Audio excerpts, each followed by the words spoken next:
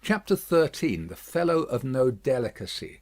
If Sydney Carton ever shone anywhere, he certainly never shone in the house of Dr. Manette. He had been there often, during a whole year, and had always been the same moody and morose lounger there. When he cared to talk, he talked well, but the cloud of caring for nothing, which overshadowed him with such a fatal darkness, was very rarely pierced by the light within him.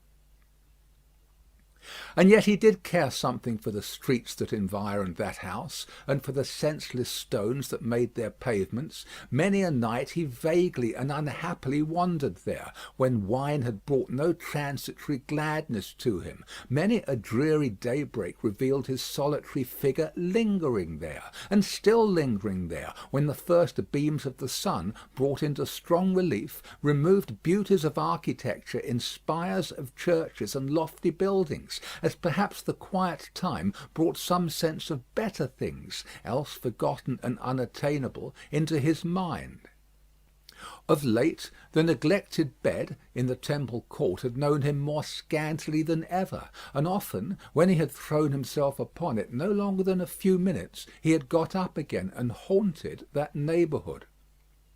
On a day in August, when Mr. Stryver, after notifying to his jackal that he had thought better of that marrying matter, had carried his Delicacy into Devonshire, and when the sight and scent of flowers in the city streets had some waifs of goodness in them for the worst, of health for the sickliest, and of youth for the oldest, Sidney's feet still trod those stones.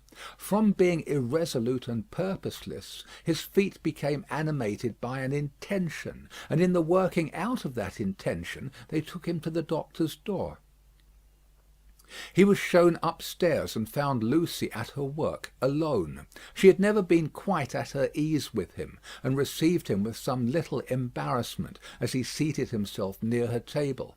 But, looking up at his face in the interchange of the first few commonplaces, she observed a change in it. "I fear you are not well, Mr. Carton." "No. But the life I lead, Miss Manette, is not conducive to health. What is to be expected of, or by, such profligates?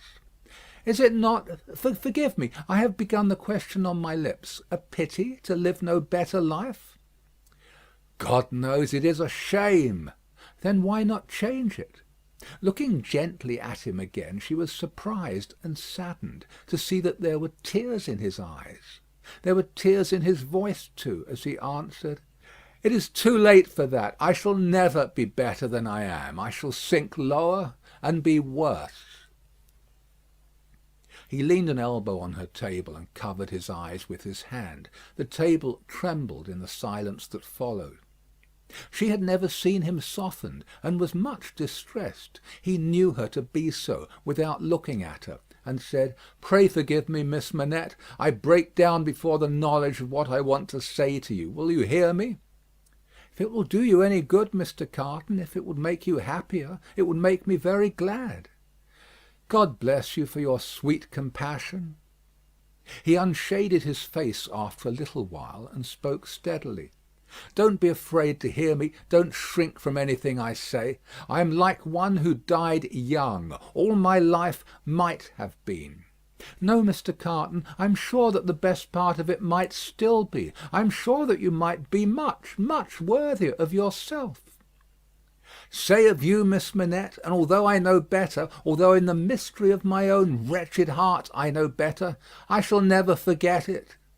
She was pale and trembling. He came to her relief with a fixed despair of himself, which made the interview unlike any other that could have been holden. "If it had been possible, Miss Manette, that you could have returned the love of the man you see before you, flung away, wasted, drunken, poor creature of misuse, as you know him to be, he would have been conscious this day and hour, in spite of his happiness, that he would bring you to misery, bring you to sorrow and repentance, blight you, disgrace you, pull you down with him. I know very well that you can have no tenderness for me. I ask for none. I am even thankful that it cannot be." "Without it, can I not save you, Mr. Carton?" Can I not recall you, forgive me again, to a better course?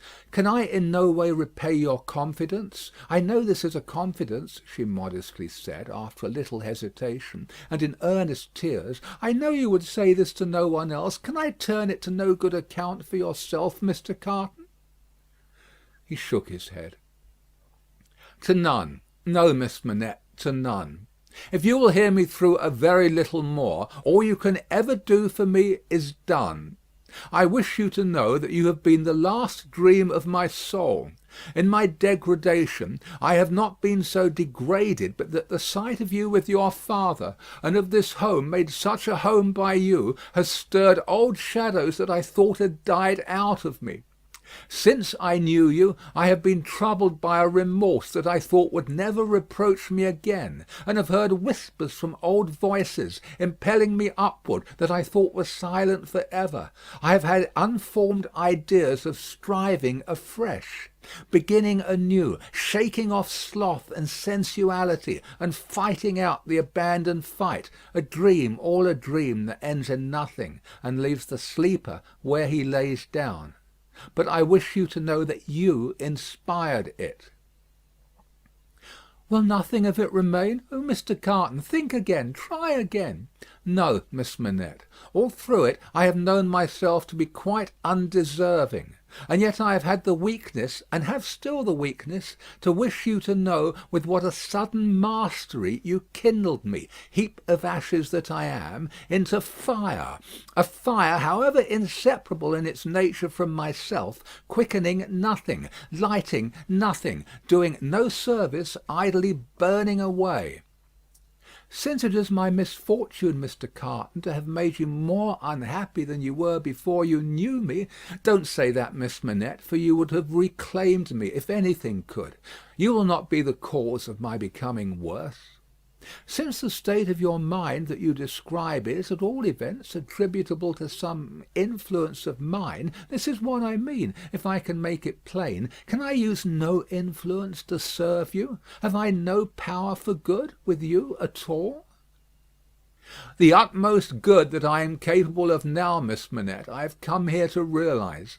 Let me carry through the rest of my misdirected life the remembrance that I opened my heart to you, last of all the world, and that there was something left in me at this time which you could deplore and pity, which I entreated you to believe again and again most fervently with all my heart was capable of better things, Mr. Carton. Entreat me to believe it no more, Miss Manette. I have proved myself, and I know better. I distress you. I draw fast to an end. Will you let me believe, when I recall this day, that the last confidence of my life was reposed in your pure and innocent breast, and that it lies there alone, and will be shared by no one? If that will be a consolation to you, yes. Not even by the dearest one ever to be known to you?" "Mr. Carton," she answered, after an agitated pause, "the secret is yours, not mine, and I promise to respect it." "Thank you, and again, God bless you." He put her hand to his lips and moved towards the door. "Be under no apprehension, Miss Manette, of my ever resuming this conversation by so much as a passing word. I will never refer to it again. If I were dead, that could not be surer than it is henceforth. In the hour of my death I shall hold sacred the one good remembrance, and shall thank and bless you for it, that my last avowal of myself was made to you, and that my name and faults and miseries were gently carried in your heart. May it otherwise be light and happy." He was so unlike what he had ever shown himself to be, and it was so sad to think how much he had thrown away, and how much he every day kept down and perverted, that Lucy Manette wept mournfully for him as he stood looking back at her.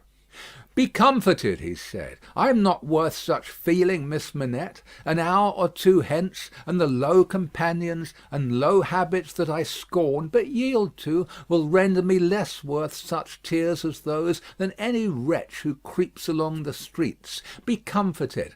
But within myself I shall always be towards you what I am now, though outwardly I shall be what you have heretofore seen me. The last supplication but one I make to you is that you will believe this of me." "I will, Mr. Carton."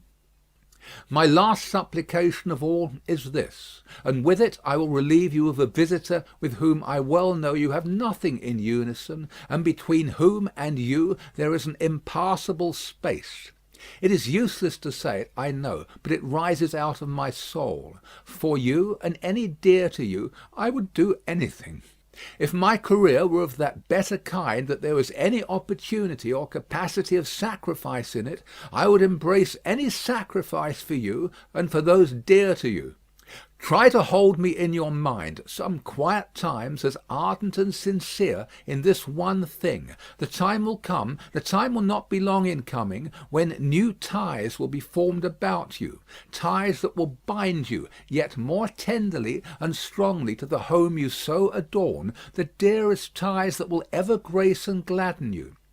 Oh, Miss Manette, when the little picture of a happy father's face looks up in yours, when you see your own bright beauty springing up anew at your feet, think now and then that there is a man who would give his life to keep a life you love beside you."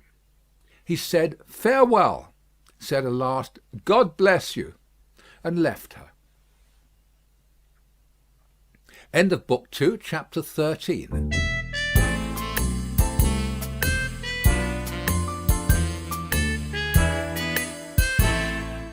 Chapter 14. The Honest Tradesman. To the eyes of Mr. Jeremiah Cruncher, sitting on his stall in Fleet Street with his grisly urchin beside him, a vast number and variety of objects in movement were every day presented. Who could sit upon anything in Fleet Street during the busy hours of the day and not be dazed and deafened by two immense processions, one ever tending westward with the sun, the other ever tending eastward from the sun, both ever tending to the plains beyond the range of red and purple where the sun goes down? With his straw in his mouth, Mr. Cruncher sat watching the two streams, like the heathen rustic who has for several centuries been on duty watching one stream, saving that Jerry had no expectation of their ever running dry. Nor would it have been an expectation of a hopeful kind, since a small part of his income was derived from the pilotage of timid women, mostly of a full habit and past the middle term of life, from Tellson's side of the tides to the opposite shore.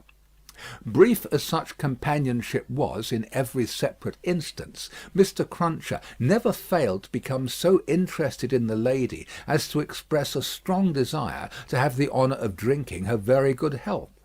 And it was from the gifts bestowed upon him towards the execution of this benevolent purpose that he recruited his finances, as just now observed.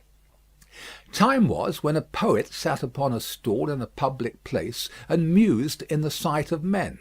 Mr. Cruncher, sitting on a stall in a public place, but not being a poet, mused as little as possible, and looked about him. It fell out that he was thus engaged in a season when crowds were few, and belated women few, and when his affairs in general were so unprosperous as to awaken a strong suspicion in his breast that Mrs. Cruncher must have been flopping in some pointed manner, when an unusual concourse pouring down Fleet Street westward attracted his attention. Looking that way, Mr. Cruncher made out that some kind of funeral was coming along, and that there was popular objection to this funeral, which engendered uproar. "Young Jerry," said Mr. Cruncher, turning to his offspring, "it's a burying." "Hurrah, father!" cried young Jerry. The young gentleman uttered this exultant sound with mysterious significance. The elder gentleman took the cry so ill that he watched his opportunity and smote the young gentleman on the ear. What do you mean? What are you hoo-roaring at? What do you want to convey to your own father, you young rip? This boy's a getting too many for me, said Mr. Cruncher, surveying him. Him and his hoo-roars. Don't let me hear no more of you, or you shall feel some more of me, d'ye hear? I warn't doing no harm, young Jerry protested, rubbing his cheek. Drop it then, said Mr. Cruncher. I won't have none of your no-harms. Get atop of that there seat and look at the crowd. His son obeyed, and the crowd approached. They were bawling and hissing round a dingy hearse and dingy mourning coach, in which mourning coach there was only one mourner, dressed in the dingy trappings that were considered essential to the dignity of the position. The position appeared by no means to please him, however, with an increasing rabble surrounding the coach, deriding him, making grimaces at him, and incessantly groaning and calling out, "Ya spies! Tst! Ya, ya, spies!" with many compliments too numerous and forcible to repeat. Funerals had at all times a remarkable attraction for Mr. Cruncher. He always pricked up his senses and became excited when a funeral passed Tellson's. Naturally, therefore, a funeral with this uncommon attendance excited him greatly, and he asked of the first man who ran against him, "What is it, brother? What's it about?" "I don't know," said the man. "Spies! Ya, ya, tst, spies!" He asked another man, "Who is it?" "I don't know," returned the man, clapping his hands to his mouth nevertheless, and vociferating in a surprising heat and with the greatest ardour, "Spies! Ya, ya, tst, spies!" At length a person better informed on the merits of the case tumbled against him, and from this person he learned that the funeral was the funeral of one Roger Cly. "Was he a spy?" asked Mr. Cruncher. "Old Bailey spy," returned his informant. "Ya, ya, tst, ya, Old Bailey spies!" "Why, to be sure!" exclaimed Jerry, recalling the trial at which he had assisted. "I've seen him. Dead, is he?" "Dead as mutton," returned the other, "and can't be too dead. Have 'em out there, spies! Pull 'em out there, spies!" The idea was so acceptable in the prevalent absence of any idea that the crowd caught it up with eagerness, and loudly repeating the suggestion to have 'em out and to pull 'em out, mobbed the two vehicles so closely that they came to a stop. On the crowd's opening the coach doors, the one mourner scuffled out of himself and was in their hands for a moment, but he was so alert and made such good use of his time that in another moment he was scouring away up a by-street, after shedding his cloak, hat, long hat-band, white pocket-handkerchief, and other symbolical tears. These the people tore to pieces and scattered far and wide with great enjoyment, while the tradesmen hurriedly shut up their shops, for a crowd in those times stopped at nothing, and was a monster much dreaded. They had already got the length of opening the hearse to take the coffin out, when some brighter genius proposed instead its being escorted to its destination amidst general rejoicing. Practical suggestions being much needed, this suggestion too was received with acclamation, and the coach was immediately filled with 8 inside and a dozen out, while as many people got on the roof of the hearse as could, by any exercise of ingenuity, stick upon it. Among the first of these volunteers was Jerry Cruncher himself, who modestly concealed his spiky head from the observation of Tellson's in the further corner of the mourning coach. The officiating undertakers made some protest against these changes in the ceremonies, but, the river being alarmingly near, and several voices remarking on the efficacy of cold immersion in bringing refractory members of the profession to reason, the protest was faint and brief. The remodelled procession started, with a chimney sweep driving the hearse, advised by the regular driver who was perched beside him, under close inspection for the purpose, and with a pieman, also attended by his cabinet minister, driving the mourning coach. A bear leader, a popular street character of the time, was impressed as an additional ornament, before the cavalcade had gone far down the Strand. and his bear, who was black and very mangy, gave quite an undertaking air to that part of the procession in which he walked.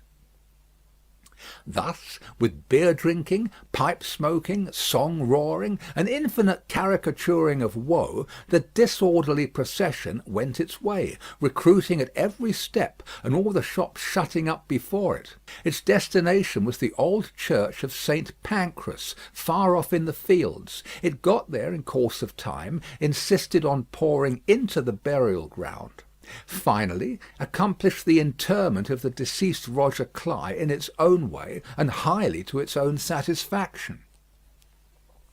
The dead man disposed of, and the crowd being under the necessity of providing some other entertainment for itself, another brighter genius, or perhaps the same, conceived the humour of impeaching casual passers-by as Old Bailey spies, and wreaking vengeance on them.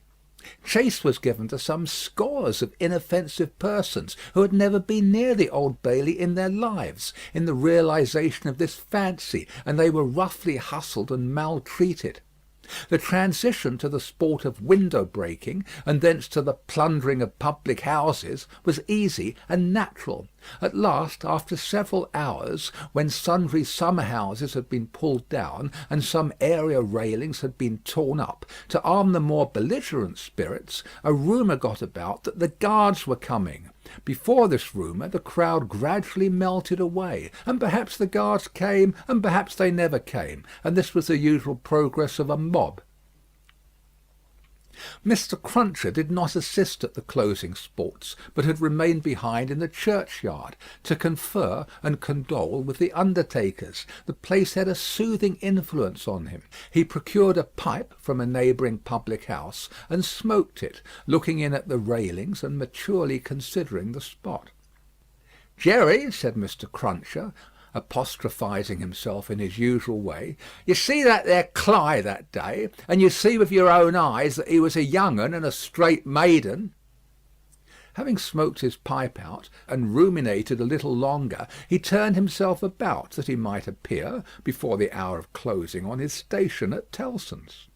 Whether his meditations on mortality had touched his liver, or whether his general health had been previously at all amiss, or whether he desired to show a little attention to an eminent man, is not so much to the purpose as that he made a short call upon his medical adviser, a distinguished surgeon, on his way back. Young Jerry relieved his father with dutiful interest, and reported no job in his absence. The bank closed, the ancient clerks came out, the usual watch was set, and Mr. Cruncher and his son went home to tea. "Now, I tell you where it is," said Mr. Cruncher to his wife, on entering. "If, as an honest tradesman, me winters goes wrong to-night, I shall make sure that you've been praying again me, and I shall work you for it just the same as if I seen you do it." The dejected Mrs. Cruncher shook her head. "Why, you're at it afore my face," said Mr. Cruncher, with signs of angry apprehension. "I'm saying nothing." "Well, then, don't meditate nothing. You might as well flop as meditate. You may as well go again me one way as another. Drop it altogether." "Yes, Jerry." "Yes, Jerry," repeated Mr. Cruncher, sitting down to tea. "Ah, it is yes, Jerry. That's about it. You may say yes, Jerry." Mr. Cruncher had no particular meaning in these sulky corroborations, but made use of them, as people not unfrequently do, to express general ironical dissatisfaction. "You and your yes, Jerry," said Mr. Cruncher, taking a bite out of his bread and butter, and seeming to help it down with a large invisible oyster out of his saucer. "Ah, I think so. I believe you." "You're going out to-night?" asked his decent wife, when he took another bite. "Yes, I am." "May I go with you, father?" asked his son, briskly. "No, you mayn't. I'm a-going, as your mother knows, a-fishing. That's where I'm going to, going a-fishing." "Your fishing rod get rather rusty, don't it, father?" "Never you mind." "Shall you bring any fish home, father?" "If I don't, you'll have short commons to-morrow," returned that gentleman, shaking his head. "That's questions enough for you. I ain't a-going out till you've been long a-bed." He devoted himself during the remainder of the evening to keeping a most vigilant watch on Mrs. Cruncher, and sullenly holding her in conversation, that she might be prevented from meditating any petitions to his disadvantage. With this view, he urged his son to hold her in conversation also, and led the unfortunate woman a hard life by dwelling on any causes of complaint he could bring against her, rather than he would leave her for a moment to her own reflections. The devoutest person could have rendered no greater homage to the efficacy of an honest prayer than he did in this distrust of his wife. It was as if a professed unbeliever in ghosts should be frightened by a ghost story. "And mind you," said Mr. Cruncher, "no games to-morrow. If I, as an honest tradesman, succeed in providing a jint of meat or two, none of your not touching of it and sticking to bread. If I, as an honest tradesman, am able to provide a little beer, none of your declaring on water. When you go to Rome, do as Rome does. Rome will be an ugly customer to you if you don't. I'm your Rome, you know." Then he began grumbling again. "With your flying into the face of your own wittles and drink, I don't know how scarce you mayn't make the wittles and drink here by your flopping tricks and your unfeeling conduct. Look at your boy. He is yourn, ain't he? He's as thin as a lathe. Do you call yourself a mother and not know that a mother's first duty is to blow her boy out?" This touched young Jerry on a tender place, who adjured his mother to perform her first duty, and, whatever else she did or neglected, above all things to lay especial stress on the discharge of that maternal function so affectingly and delicately indicated by his other parent. Thus the evening wore away with the Cruncher family, until young Jerry was ordered to bed, and his mother, laid under similar injunctions, obeyed them. Mr. Cruncher beguiled the earlier watches of the night with solitary pipes, and did not start upon his excursion until nearly 1 o'clock. Towards that small and ghostly hour he rose up from his chair, took a key out of his pocket, opened a locked cupboard, and brought forth a sack, a crowbar of convenient size, a rope and chain, and other fishing tackle of that nature. Disposing these articles about him in skilful manner, he bestowed a parting defiance on Mrs. Cruncher, extinguished the light, and went out. Young Jerry, who had only made a feint of undressing when he went to bed, was not long after his father. Under cover of the darkness he followed out of the room, followed down the stairs, followed down the court, followed out into the streets. He was in no uneasiness concerning his getting into the house again, for it was full of lodgers, and the door stood ajar all night. Impelled by a laudable ambition to study the art and mystery of his father's honest calling, young Jerry, keeping as close to house fronts, walls, and doorways as his eyes were close to one another, held his honoured parent in view. The honoured parent, steering northward, had not gone far when he was joined by another disciple of Isaac Walton, and the two trudged on together.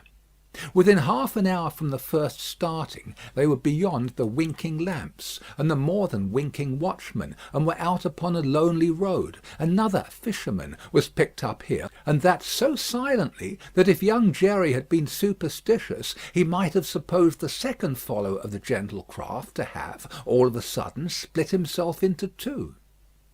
The three went on, and young Jerry went on, until the three stopped under a bank overhanging the road. Upon the top of the bank was a low brick wall, surmounted by an iron railing. In the shadow of bank and wall the three turned out of the road, and up a blind lane, of which the wall, there risen to some 8 or 10 feet high, formed one side. Crouching down in a corner, peeping up the lane, the next object that young Jerry saw was the form of his honoured parent, pretty well defined against a watery and clouded moon, nimbly scaling an iron gate. He was soon over, and then the second fisherman got over, and then the third. They all dropped softly on the ground within the gate, and lay there a little, listening perhaps. Then they moved away on their hands and knees. It was now young Jerry's turn to approach the gate, which he did, holding his breath. Crouching down again in a corner there, and looking in, he made out the three fishermen creeping through some rank grass, and all the gravestones in the churchyard. It was a large churchyard that they were in, looking on like ghosts in white, while the church tower itself looked on like the ghost of a monstrous giant. They did not creep far before they stopped and stood upright, and then they began to fish. They fished with a spade at first. Presently the honoured parent appeared to be adjusting some instrument like a great corkscrew. Whatever tools they worked with, they worked hard, until the awful striking of the church clock so terrified young Jerry that he made off, with his hair as stiff as his father's. But his long-cherished desire to know more about these matters not only stopped him in his running away, but lured him back again. They were still fishing perseveringly when he peeped in at the gate for a second time. But now they seemed to have got a bite. There was a screwing and complaining sound down below, and their bent figures were strained as if by a weight. By slow degrees the weight broke away the earth upon it, and came to the surface. Young Jerry very well knew what it would be, but when he saw it, and saw his honoured parent about to wrench it open, he was so frightened, being new to the sight, that he made off again, and never stopped until he had run a mile or more.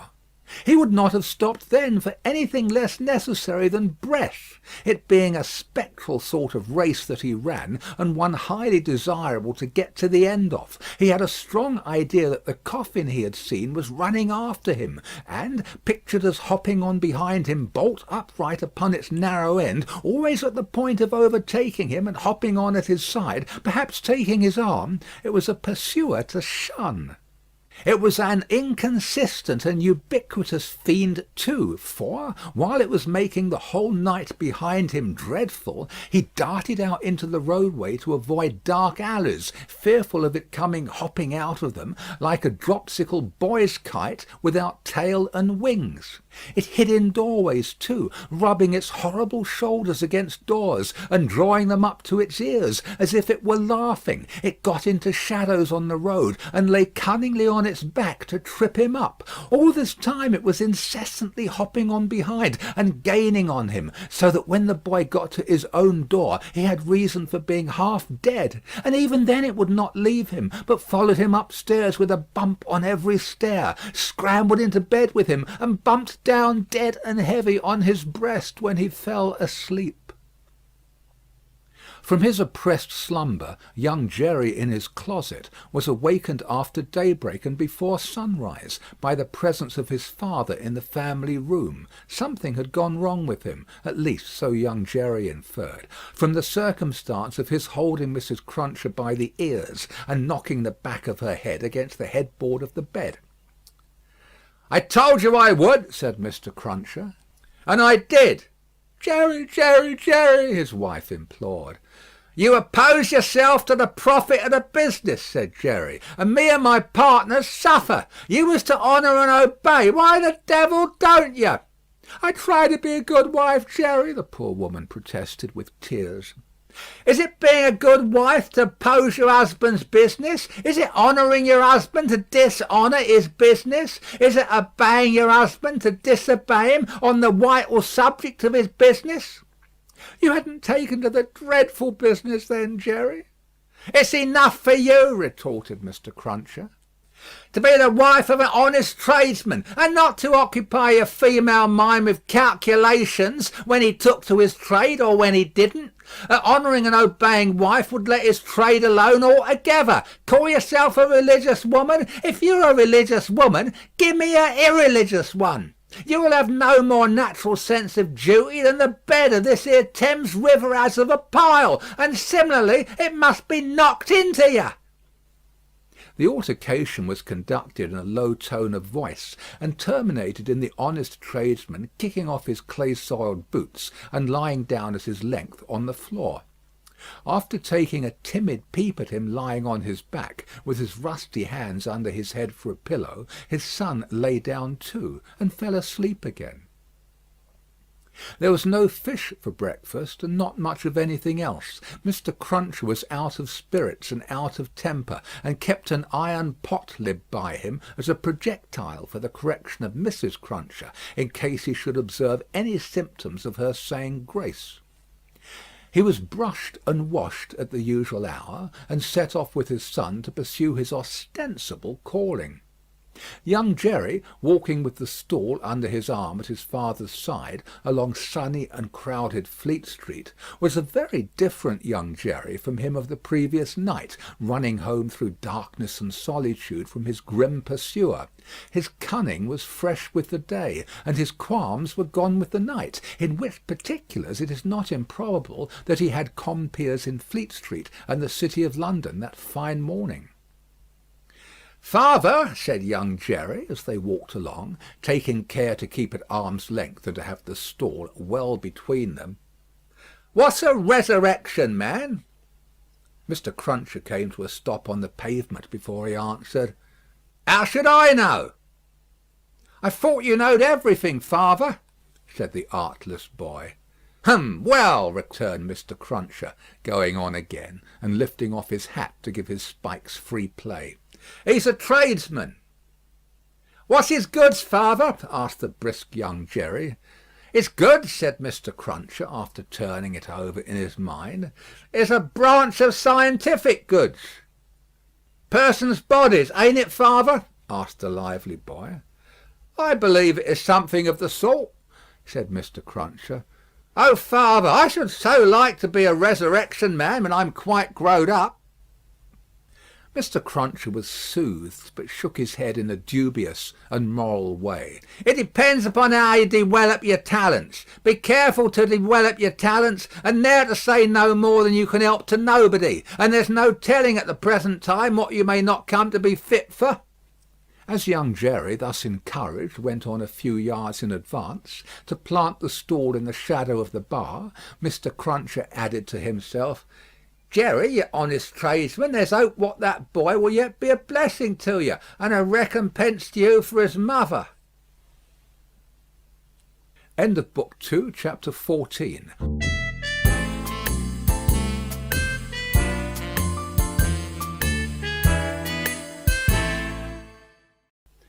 Chapter 15. Knitting. There had been earlier drinking than usual in the wine shop of Monsieur Defarge. As early as 6 o'clock in the morning, sallow faces peeping through its barred windows had descried other faces within, bending over measures of wine.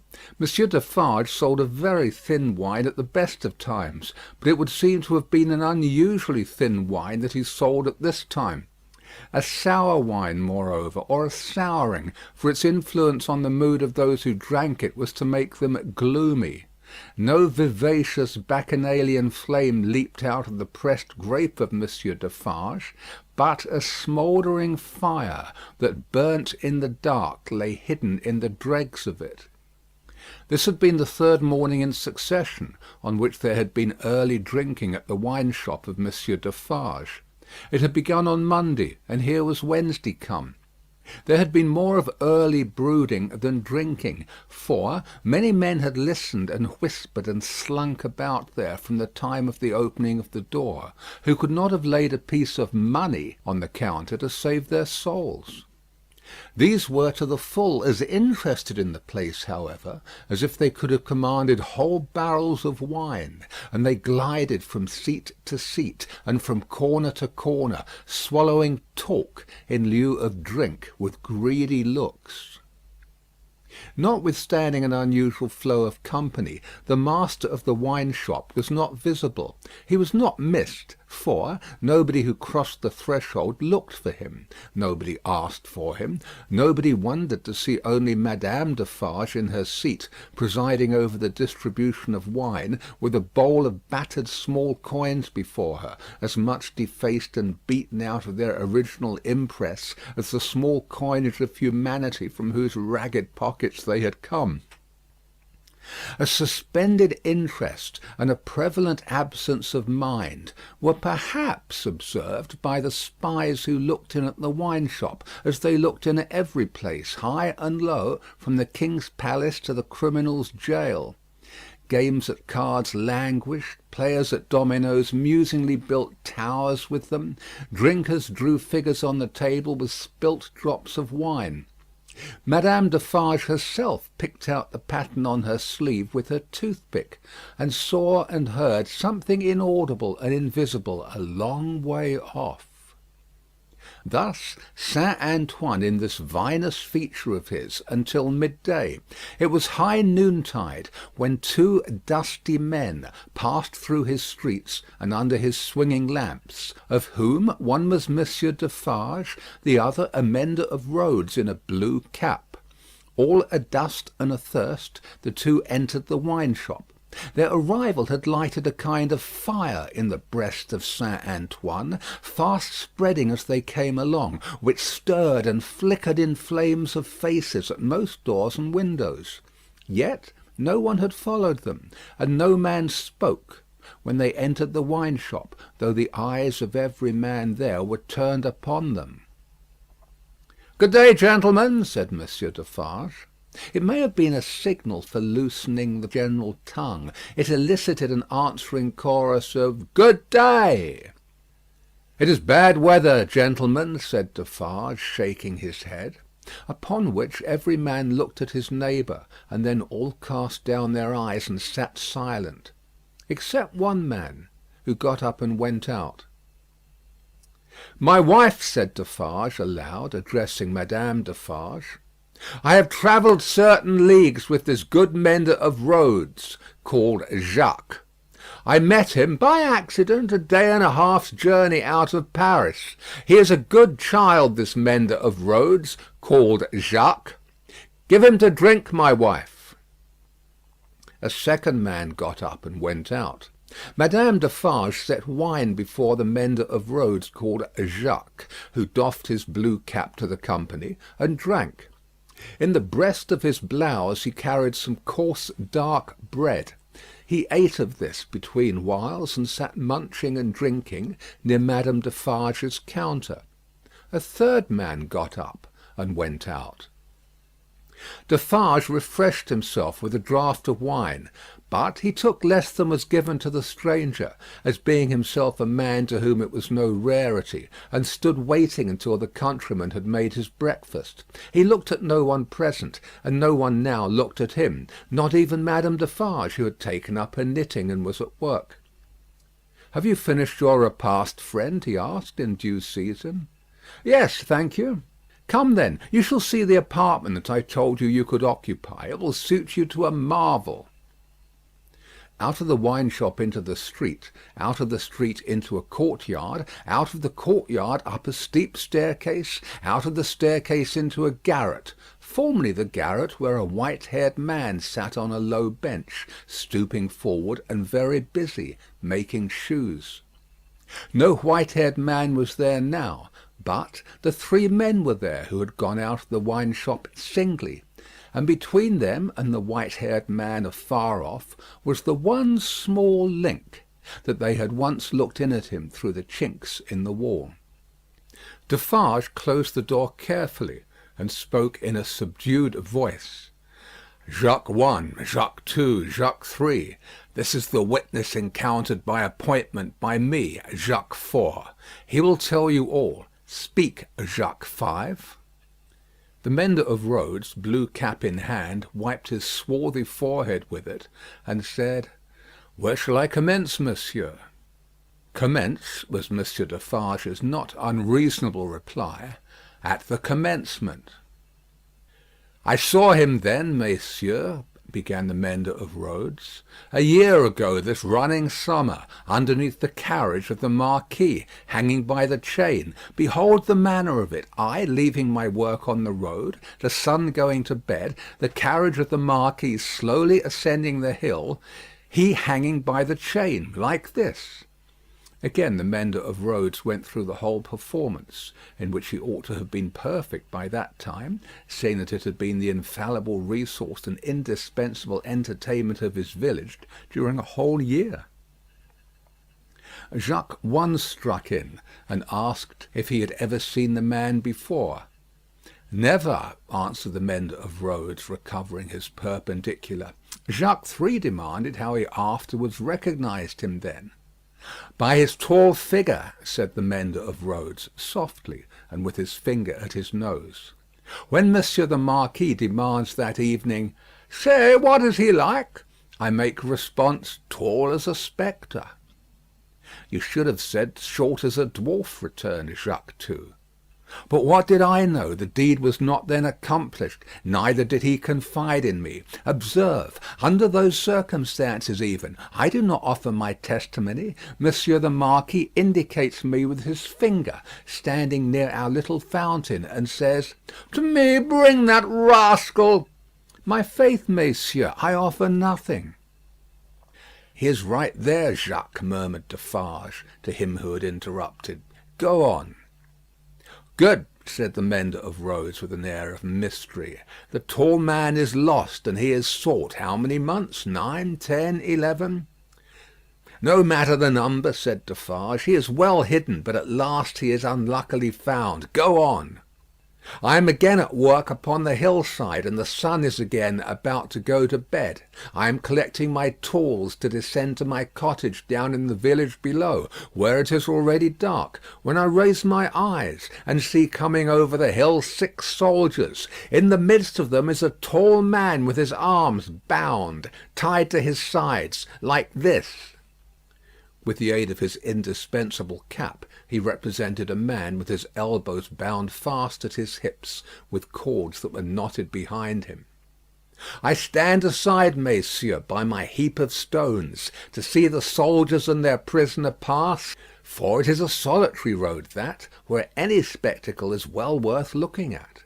And at first, as they approach, I see no more than that they are 6 soldiers with a tall man bound, and that they are almost black to my sight, except on the side of the sun going to bed, where they have a red edge, messieurs. Also, I see that their long shadows are on the hollow ridge on the opposite side of the road, and are on the hill above it, and are like the shadows of giants. Also, I see that they are covered with dust, and that the dust moves with them as they come, tramp, tramp. But when they advance quite near to me, I recognize the tall man, and he recognizes me. Ah, but he will be well content to precipitate himself over the hillside once again, as on the evening when he and I first encountered, close to the same spot." He described it as if he were there, and it was evident that he saw it vividly. Perhaps he had not seen much in his life. "I do not show the soldiers that I recognize the tall man. He does not show the soldiers that he recognizes me. We do it, and we know it, with our eyes. "Come on," says the chief of that company, pointing to the village. "Bring him fast to his tomb," and they bring him faster. I follow. His arms are swelled because of being bound so tight. His wooden shoes are large and clumsy, and he is lame. Because he is lame, and consequently slow, they drive him with their guns, like this." He imitated the action of a man's being impelled forward by the butt ends of muskets. As they descend the hill like madmen running a race, he falls. They laugh and pick him up again. His face is bleeding and covered with dust, but he cannot touch it. Thereupon they laugh again. They bring him into the village. All the village runs to look. They take him past the mill and up to the prison. All the village sees the prison gate open in the darkness of the night, and swallow him, like this. He opened his mouth as wide as he could, and shut it with the sounding snap of his teeth. Observant of his unwillingness to mar the effect by opening it again, Defarge said, "Go on, Jacques." "All the village," pursued the mender of roads on tiptoe, and in a low voice, "withdraws. All the village whispers by the fountain. All the village sleeps. All the village dreams of that unhappy one within the locks and bars of the prison on the crag, and never to come out of it except to perish. In the morning, with my tools upon my shoulder, eating my morsel of black bread as I go, I make a circuit by the prison on my way to my work. There I see him, high up behind the bars of a lofty iron cage, bloody and dusty as last night, looking through. He has no hand free to wave to me. I dare not call to him. He regards me like a dead man." Defarge and the three glanced darkly at one another. The looks of all of them were dark, repressed, and revengeful as they listened to the countryman's story. The manner of all of them, while it was secret, was authoritative too. They had the air of a rough tribunal, Jacques 1 and 2 sitting on the old pallet bed, each with his chin resting on his hand and his eyes intent on the road mender; Jacques 3 equally intent, on one knee behind them, with his agitated hand always gliding over the network of fine nerves about his mouth and nose; Defarge standing between them and the narrator, whom he had stationed in the light of the window, by turns looking from him to them, and from them to him. "Go on, Jacques," said Defarge. "He remains up there in his iron cage some days. The village looks at him by stealth, for it is afraid. But it always looks up from a distance, at the prison on the crag; and in the evening, when the work of the day is achieved, and it assembles to gossip at the fountain, all faces are turned towards the prison. Formerly they were turned towards the posting house; now they are turned towards the prison. They whisper at the fountain that although condemned to death he will not be executed. They say that petitions have been presented in Paris, showing that he was enraged and made mad by the death of his child. They say that a petition has been presented to the king himself. What do I know? It is possible. Perhaps yes, perhaps no." "Listen then, Jacques," number 1 of that name sternly interposed. "Know that a petition was presented to the king and queen. All here, yourself excepted, saw the king take it, in his carriage in the street, sitting beside the queen. It is Defarge who you see here, who, at the hazard of his life, darted out before the horses with the petition in his hand." "And once again listen, Jacques," said the kneeling number 3, his fingers ever wandering over and over those fine nerves, with a strikingly greedy air, as if he hungered for something that was neither food nor drink. "The guard, horse and foot, surrounded the petitioner and struck him blows. You hear?" "I hear, messieurs." "Go on, then," said Defarge. "Again, on the other hand, they whisper at the fountain," resumed the countryman, "that he is brought down into our country to be executed on the spot, and that he will very certainly be executed. They even whisper that because he has slain Monseigneur, and because Monseigneur is the father of his tenants, serfs, what you will, he will be executed as a parricide. One old man says at the fountain that his right hand, armed with the knife, will be burnt off before his face; that into wounds which will be made in his arms, his breast, and his legs, there will be poured boiling oil, melted lead, hot resin, wax, and sulphur; finally, that he will be torn limb from limb by 4 strong horses. That old man says, all this was actually done to a prisoner who made an attempt on the life of the late king, Louis XV. But how do I know if he lies? I am not a scholar." "Listen once again, then, Jacques," said the man with the restless hand and the craving air. "The name of that prisoner was Damiens, and it was all done in open day, in the open streets of this city of Paris; and nothing was more noticed in the vast concourse that saw it done, than the crowd of ladies of quality and fashion, who were full of eager attention to the last, Jacques, prolonged until nightfall, when he had lost 2 legs and an arm, and still breathed. And it was done. Why, how old are you?" 35, said the mender of roads, who looked 60. "It was done when you were more than 10 years old. You might have seen it." "Enough," said Defarge, with grim impatience. "Long live the devil. Go on." "Well, Some whisper this, some whisper that. They speak of nothing else. Even the fountain appears to fall to that tune. At length, on Sunday night, when all the village is asleep, come soldiers, winding down from the prison, and their guns ring on the stones of the little street. Workmen dig, workmen hammer, soldiers laugh and sing. In the morning, by the fountain, there is raised a gallows 40 feet high, poisoning the water. The mender of roads looked through rather than at the low ceiling, and pointed as if he saw the gallows somewhere in the sky. All work is stopped, all assembled there. Nobody leads the cows out, the cows are there with the rest. At midday, the roll of drums. Soldiers have marched into the prison in the night, and he is in the midst of many soldiers. He is bound as before, and in his mouth there is a gag, tied so, with a tight string, making him look almost as if he laughed. He suggested it by creasing his face with his 2 thumbs from the corners of his mouth to his ears. On the top of the gallows is fixed the knife, blade upwards with its point in the air. He is hanged there 40 feet high, and is left hanging, poisoning the water. They looked at one another as he used his blue cap to wipe his face, on which the perspiration had started afresh while he recalled the spectacle.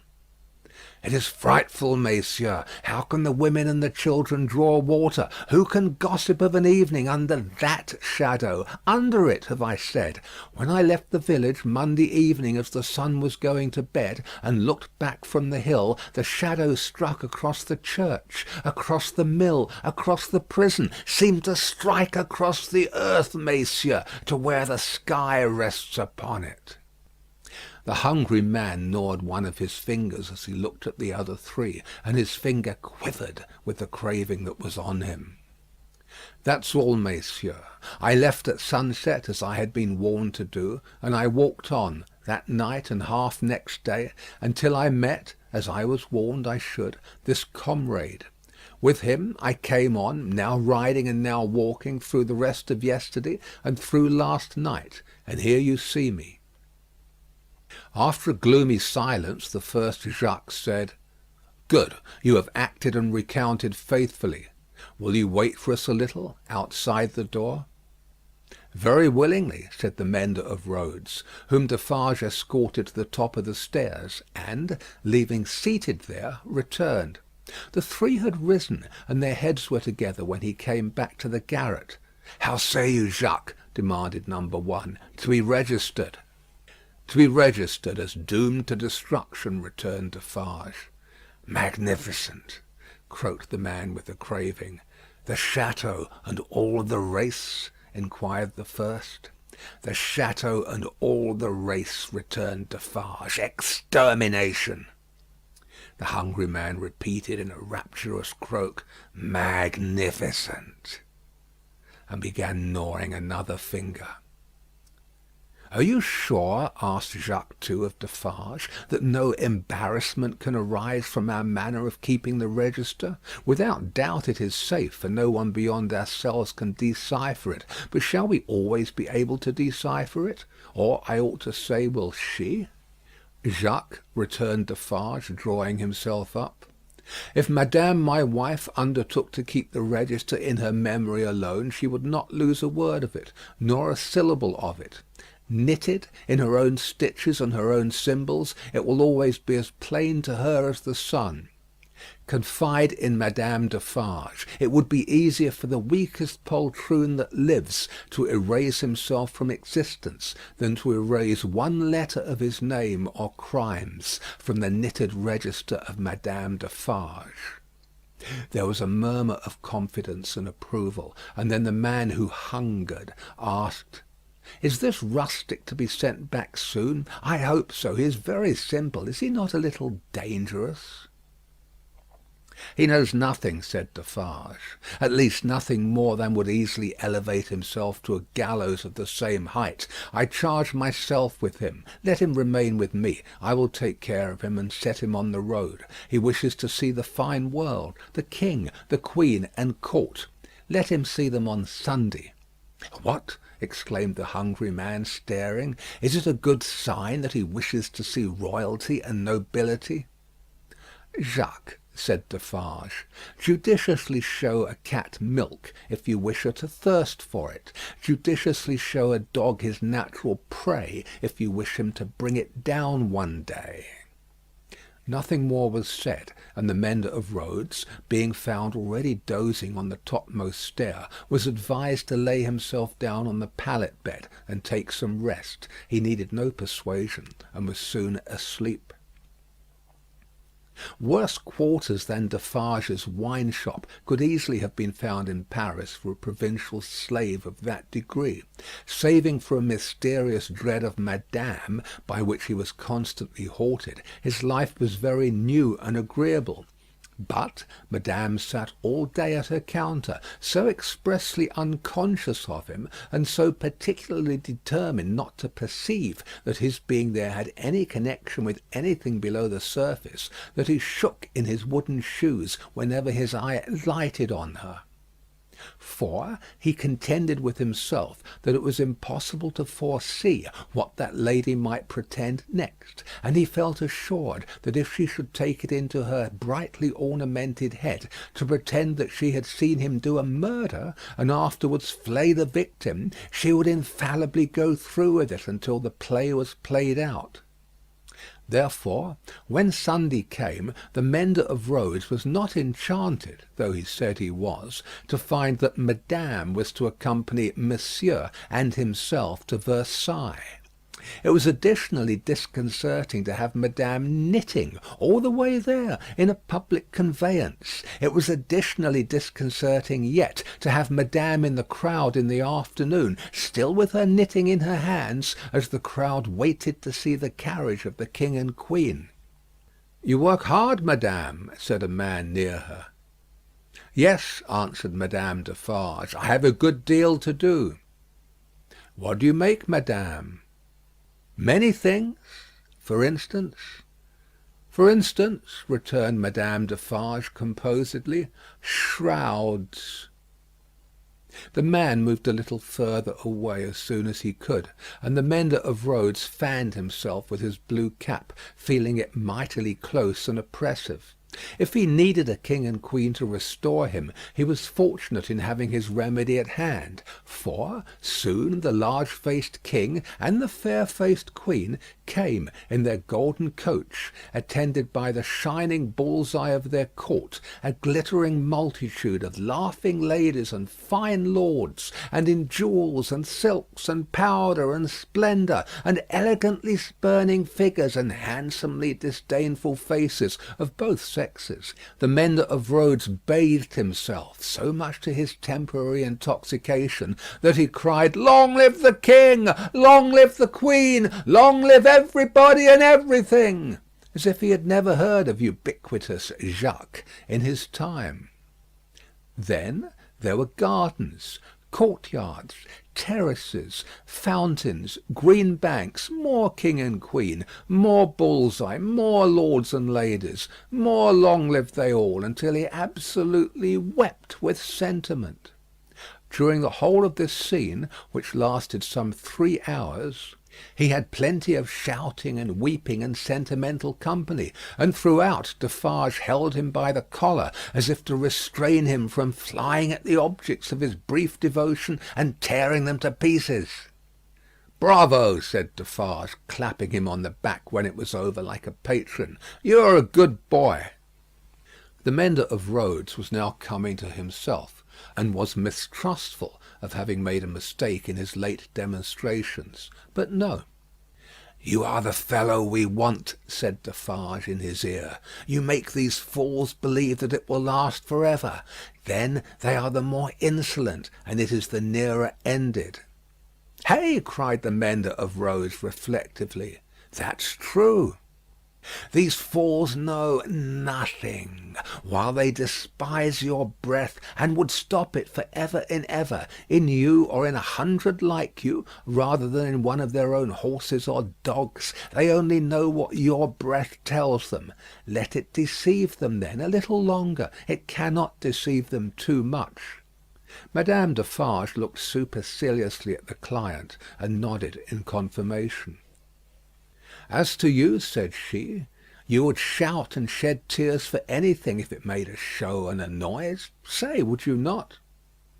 "Truly, madame, I think so, for the moment." "If you were shown a great heap of dolls, and were set upon them to pluck them to pieces, and despoil them for your own advantage, you would pick out the richest and gayest. Say, would you not?" "Truly, yes, madame." "Yes, and if you were shown a flock of birds unable to fly, and were set upon them to strip them of their feathers for your own advantage, you would set upon the birds of the finest feathers, would you not?" "It is true, madame." "You have seen both dolls and birds to-day," said Madame Defarge, with a wave of her hand towards the place where they had last been apparent. "Now, go home." End of chapter 15 of Book 2.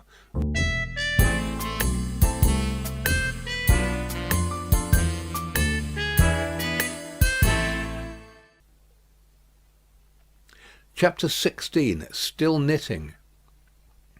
Madame Defarge and Monsieur her husband returned amicably to the bosom of Saint Antoine, while a speck in a blue cap toiled through the darkness, and through the dust, and down the weary miles of avenue by the wayside, slowly tending towards that point of the compass where the chateau of Monsieur the Marquis, now in his grave, listened to the whispering trees. Such ample leisure had the stone faces now for listening to the trees and to the fountain, that the few village scarecrows who, in their quest for herbs to eat and fragments of dead stick to burn, strayed within sight of the great stone courtyard and terrace stairway, had it borne in upon their starved fancy that the expression of the faces was altered. A rumour just lived in the village, had a faint and bare existence there, as its people had, that when the knife struck home, the faces changed, from faces of pride to faces of anger and pain; also that when that dangling figure was hauled up 40 feet above the fountain, they changed again, and bore a cruel look of being avenged, which they would henceforth bear for ever. In the stone face above the great window of the bedchamber where the murder was done, 2 fine dints were pointed out in the sculptured nose, which everybody recognised, and which nobody had seen of old. And on the scarce occasions when 2 or 3 ragged peasants emerged from the crowd to take a hurried peep at Monsieur the Marquis petrified, a skinny finger would not have pointed to them for a minute before they all started away among the moss and leaves, like the more fortunate hares who could find a living there. Chateau and hut, stone face and dangling figure, the red stain on the stone floor, and the pure water in the village well, thousands of acres of land, a whole province of France, all France itself, lay under the night sky, concentrated into a faint hair-breadth line.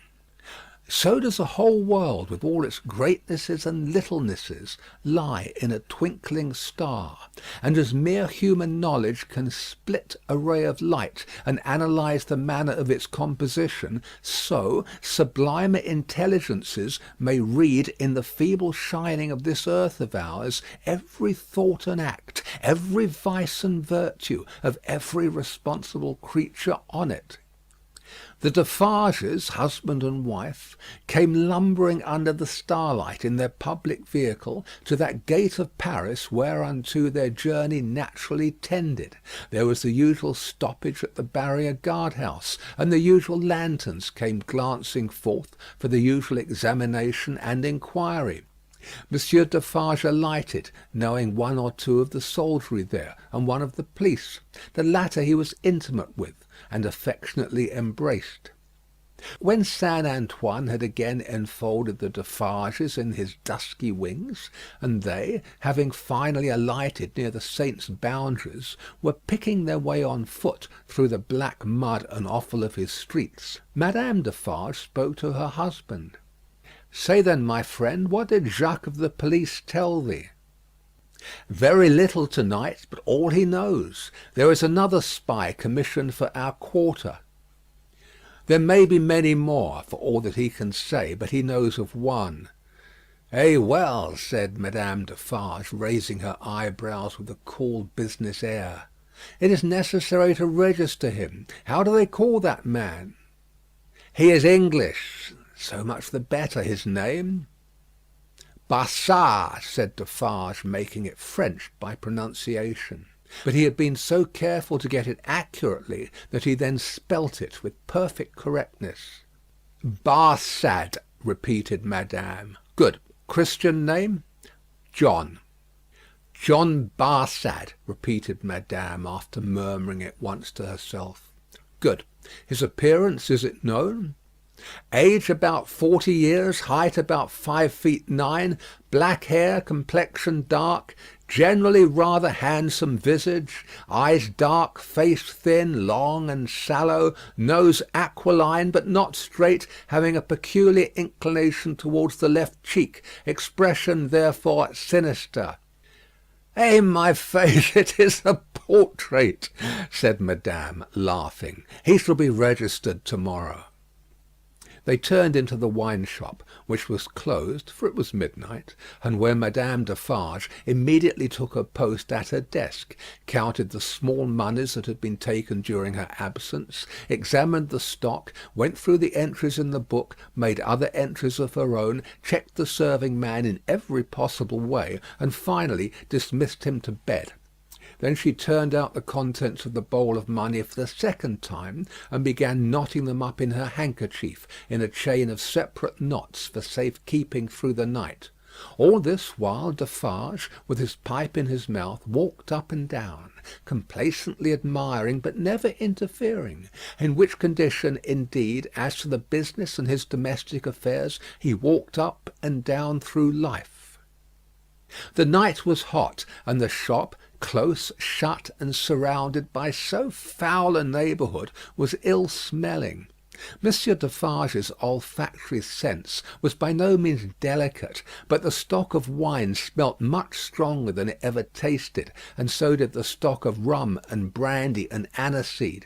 He whiffed the compound of scents anyway, as he put down his smoked-out pipe.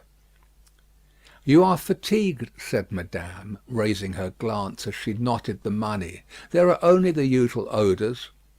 "I am a little tired," her husband acknowledged. "You are a little depressed too," said Madame, whose quick eyes had never been so intent on the accounts, but they had had a ray or two for him. "Oh, the men, the men!" "But, my dear," began Defarge. "But, my dear," repeated Madame, nodding firmly. "But, my dear, you are faint of heart to-night, my dear." "Well, then," said Defarge, as if a thought were wrung out of his breast, "it is a long time." "It is a long time," repeated his wife. "And when is it not a long time? Vengeance and retribution require a long time. It is the rule." "It does not take a long time to strike a man with lightning," said Defarge.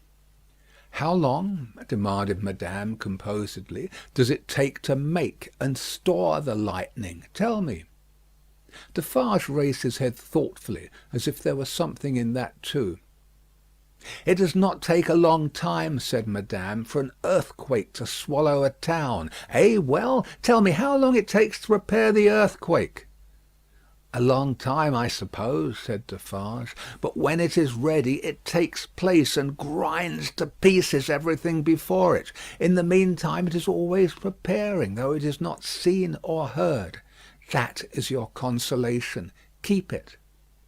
She tied a knot with flashing eyes, as if it throttled a foe. "I tell thee," said Madame, extending her right hand for emphasis, "that although it is a long time on the road, it is on the road and coming. I tell thee it never retreats and never stops. I tell thee it is always advancing. Look around and consider the lives of all the world that we know. Consider the faces of all the world that we know. Consider the rage and discontent to which the Jacquerie addresses itself, with more and more of certainty every hour. Can such things last? Bah! I mock you."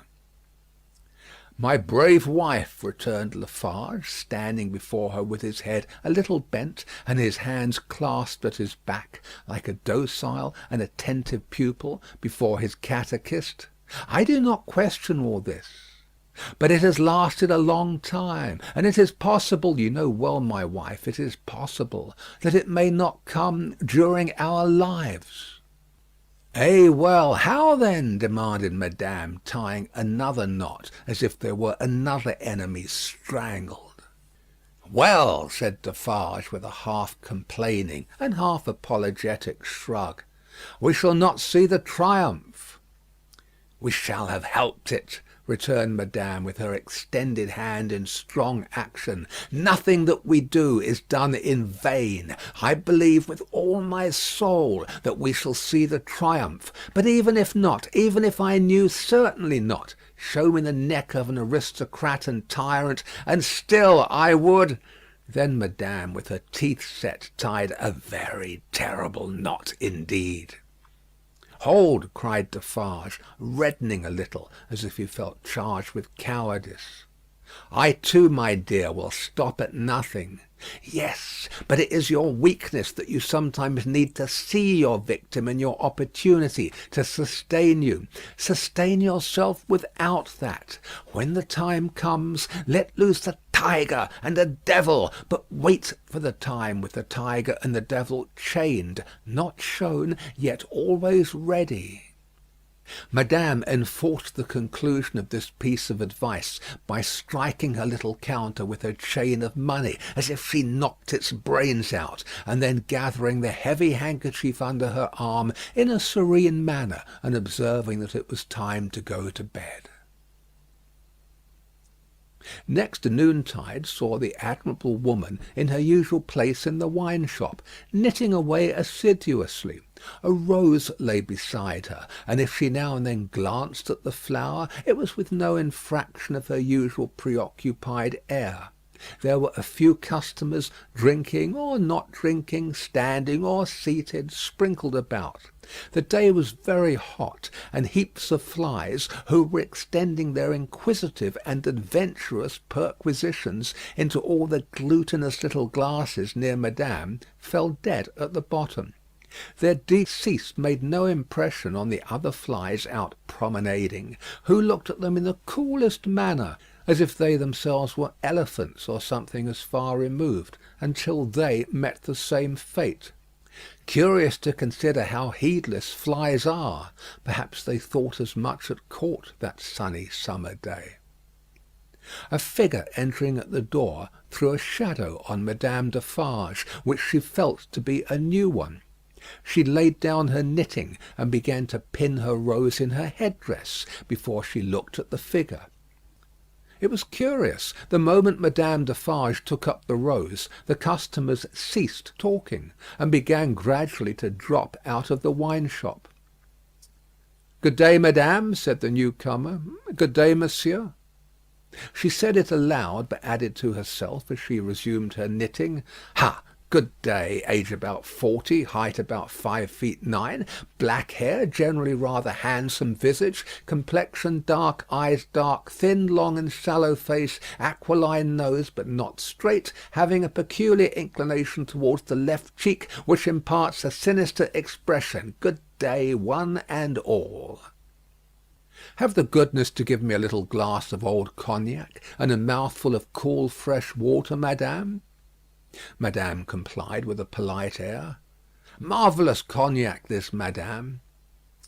It was the first time it had ever been so complimented, and Madame Defarge knew enough of its antecedents to know better. She said, however, that the cognac was flattered, and she took up her knitting. The visitor watched her fingers for a few moments, and took the opportunity of observing the place in general.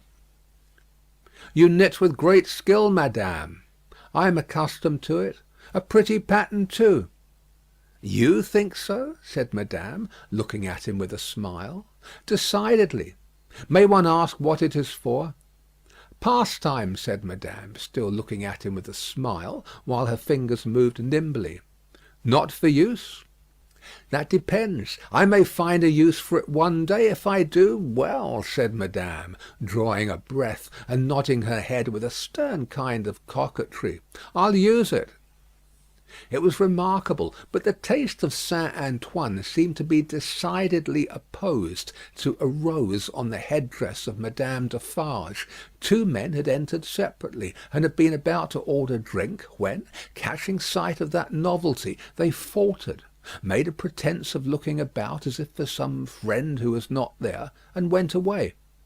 Nor, of those who had been there when this visitor entered, was there one left. They had all dropped off. The spy had kept his eyes open, but had been able to detect no sign. They had lounged away in a poverty-stricken, purposeless, accidental manner, quite natural and unimpeachable. John, thought Madame, checking off her work as her fingers knitted and her eyes looked at the stranger. Stay long enough, and I shall knit Barsad before you go.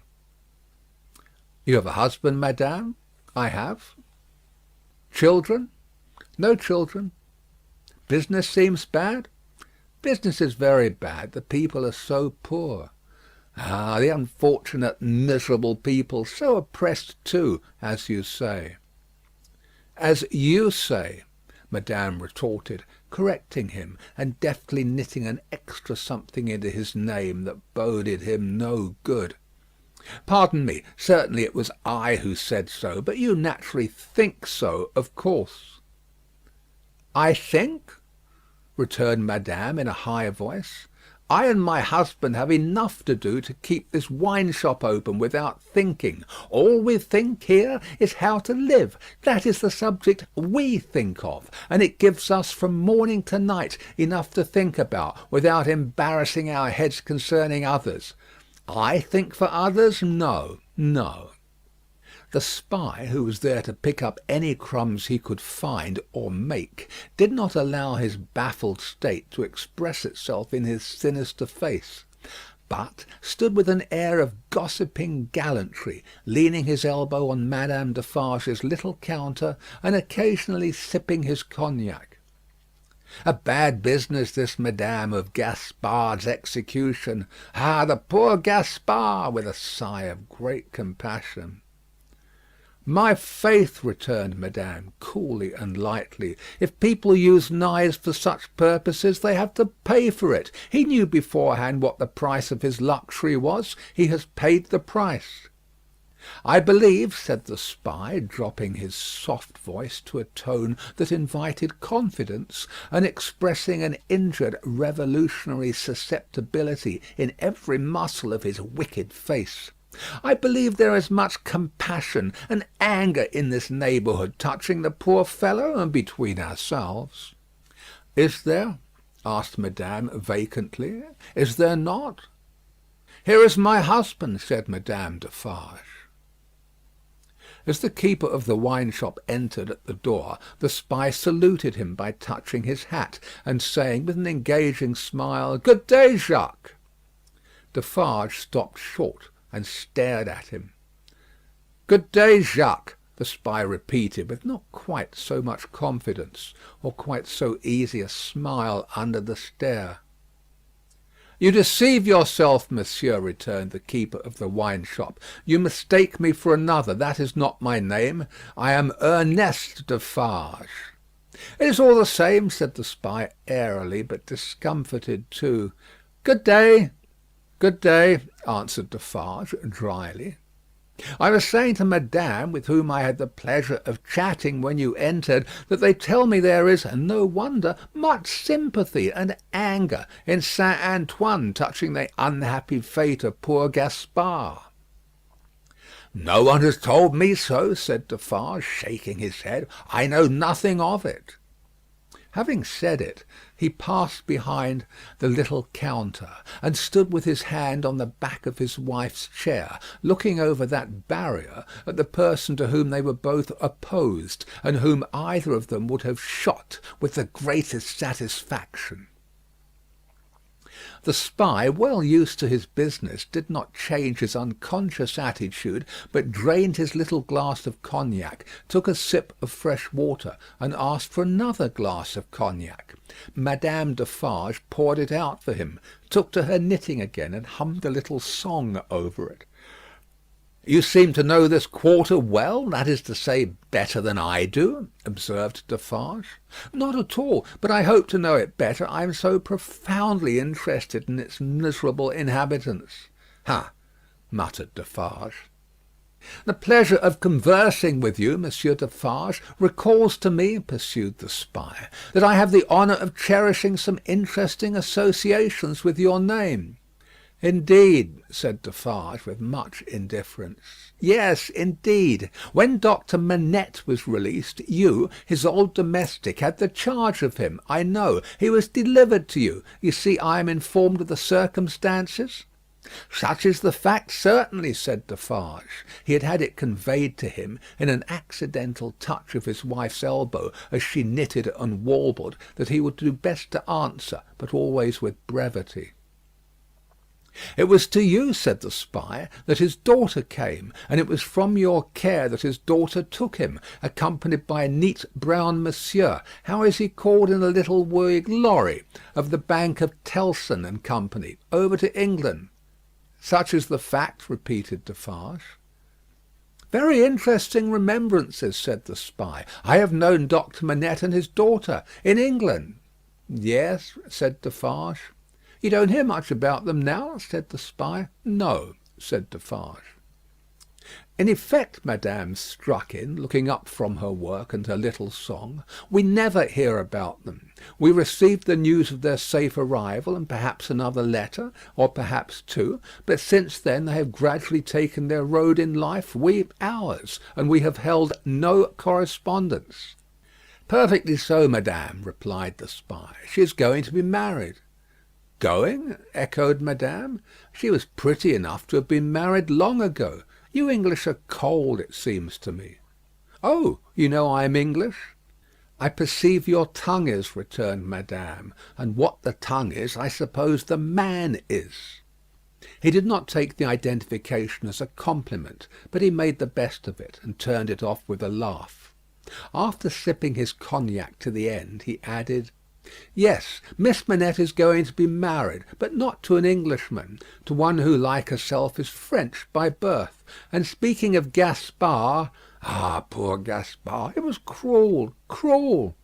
It is a curious thing that she is going to marry the nephew of Monsieur the Marquis, for whom Gaspard was exalted to that height of so many feet. In other words, the present Marquis. But he lives unknown in England. He is no Marquis there. He is Mr. Charles Darnay. D'aulnay is the name of his mother's family." Madame Defarge knitted steadily, but the intelligence had a palpable effect upon her husband. Do what he would, behind the little counter, as to the striking of a light and the lighting of his pipe, he was troubled, and his hand was not trustworthy. The spy would have been no spy if he had failed to see it, or to record it in his mind. Having made at least this one hit, whatever it might prove to be worth, and no customers coming in to help him to any other, Mr. Barsad paid for what he had drunk, and took his leave, taking occasion to say, in a genteel manner, before he departed, that he looked forward to the pleasure of seeing Monsieur and Madame Defarge again. For some minutes after he had emerged into the outer presence of Saint Antoine, the husband and wife remained exactly as he had left them, lest he should come back. "Can it be true?" said Defarge in a low voice, looking down at his wife as he stood smoking, with his hand on the back of her chair, "what he has said of Mademoiselle Manette?" "As he has said it," returned Madame, lifting her eyebrows a little, "it is probably false, but it may be true." "If it is," Defarge began, and stopped. "If it is?" repeated his wife. "And if it does come, while we live to see it triumph, I hope, for her sake, Destiny will keep her husband out of France." Her husband's destiny, said Madame Defarge, with her usual composure, will take him where he is to go, and will lead him to the end that is to end him. That is all I know. But it is very strange, now at least, is it not very strange, said Defarge, rather pleading with his wife to induce her to admit it, that, after all our sympathy for Monsieur her father and herself, her husband's name should be prescribed under your hand at this moment by the side of that infernal Dogs who has just left us? Stranger things than that will happen when it does come, answered Madame. I have them both here of a certainty, and they are both here for their merits. That is enough. She rolled up her knitting when she had said those words, and presently took the rose out of the handkerchief that was round about her head. Either Saint Antoine had an instinctive sense that the objectionable decoration was gone, or Saint Antoine was on the watch for its disappearance. Howbeit the saint took courage to lounge in very shortly afterwards, and the wine shop recovered its habitual aspect. In the evening, at which season of all others Saint Antoine turned himself inside out, and sat on doorsteps and window ledges, and came to the corners of vile streets and courts for a breath of air, Madame Defarge, with her work in her hand, was accustomed to pass from place to place, and from group to group. A missionary. There were many like her, such as the world would do well never to breed again. All the women knitted. They knitted worthless things, but the mechanical work was a mechanical substitute for eating and drinking. The hands moved for the jaws and the digestive apparatus. If the bony fingers had been still, the stomachs would have been more famine-pinched. But as the fingers went, the eyes went, and the thoughts; and as Madame Defarge moved on from group to group, all three went quicker and fiercer among every little knot of women that she had spoken with and left behind. Her husband smoked at his door, looking after her with admiration. "A great woman," said he, "a strong woman, a grand woman, a frightfully grand woman." Darkness closed around, and then came the ringing of church bells, and the distant beating of the military drums in the palace courtyard, as the women sat knitting. Darkness encompassed them. Another darkness was closing in as surely, when the church bells, then ringing pleasantly in many an airy steeple over France, should be melted into thundering cannon, when the military drums should be beating to drown a wretched voice, that night all potent as the voice of power and plenty, freedom and life. So much was closing in about the women who sat knitting, that they, their very selves, were closing in around a structure yet unbuilt, where they were to sit knitting, counting dropping heads. End of Book 2, Chapter 16.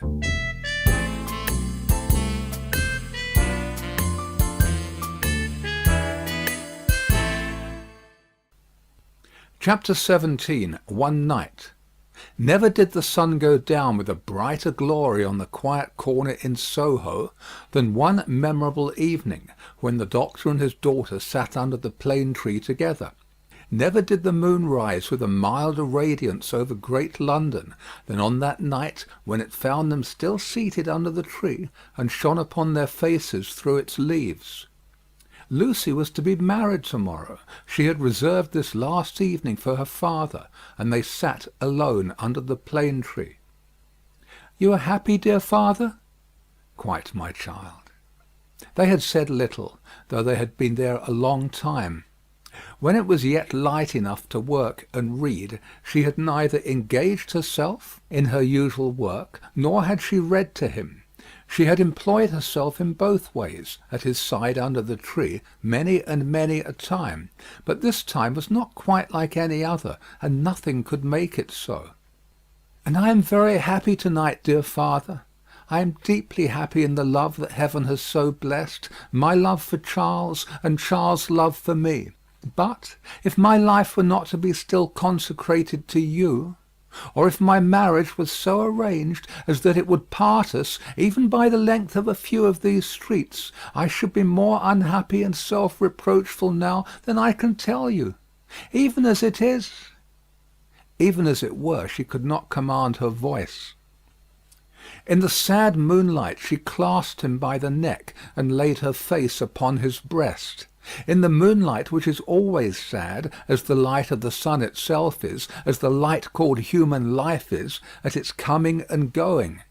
"Dearest dear, can you tell me this last time that you feel quite sure no new affections of mine and no new duties of mine will ever interpose between us? I know it well, but do you know it? In your own heart do you feel quite certain?" Her father answered with a cheerful firmness of conviction he could scarcely have assumed. "Quite sure, my darling. More than that," he added, as he tenderly kissed her, "my future is far brighter, Lucy, seen through your marriage, than it could have been, nay, than it ever was without it. If I could hope that, my father—" "Believe it, love. Indeed it is so. Consider how natural and how plain it is, my dear, that it should be so. You, devoted and young, cannot fully appreciate the anxiety I have felt that your life should not be wasted." She moved her hand towards his lips, but he took it in his and repeated the word. "Wasted, my child, should not be wasted, struck aside from the natural order of things, for my sake. Your unselfishness cannot entirely comprehend how much my mind has gone on this, but only ask yourself, how could my happiness be perfect while yours was incomplete? If I had never seen Charles, my father, I should have been quite happy with you."